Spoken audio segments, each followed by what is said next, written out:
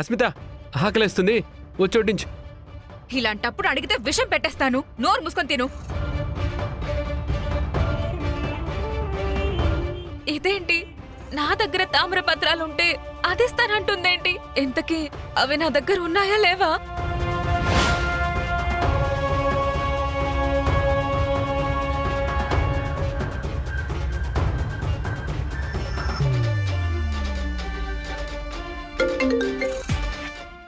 చెప్పవే.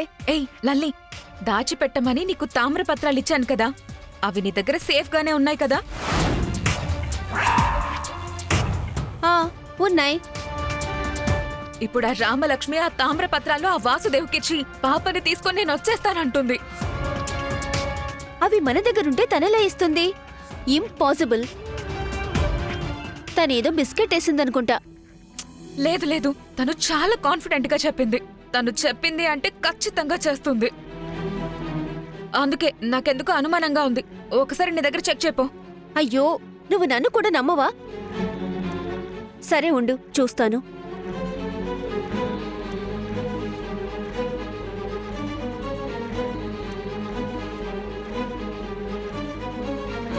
వసే పిచ్చిమోహం, ఆ తామ్రపత్రాలు ఇక్కడే భద్రంగా ఉన్నాయి.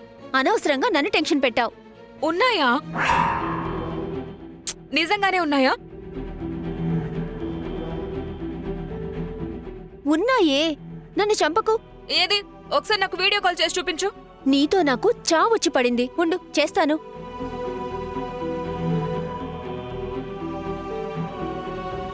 ఇదిగో చూడు.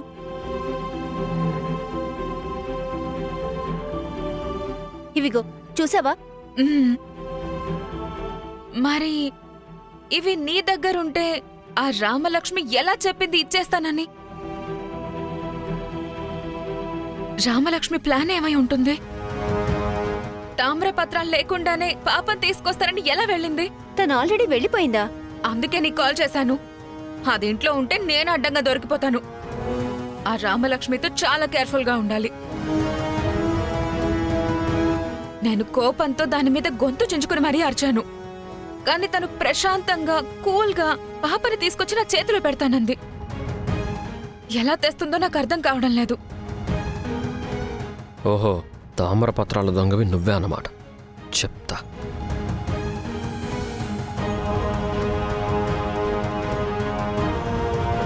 రామా సార్, మన అనుమానం నిజమే. అస్మితే ఆ తామ్రపత్రాలు దొంగిలించి తన ఫ్రెండ్ దగ్గర దాచింది అనుకున్నాను సార్.